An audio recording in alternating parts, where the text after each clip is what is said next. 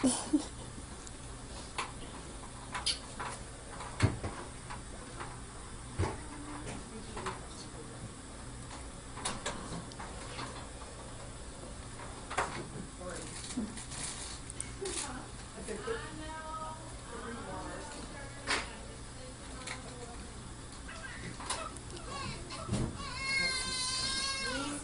for gas also.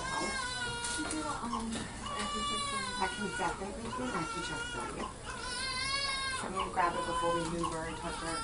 She's going to feel fine, right? Great.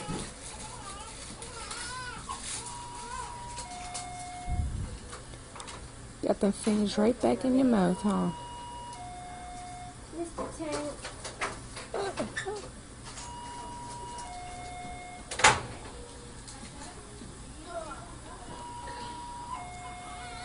You're ridiculous, girl.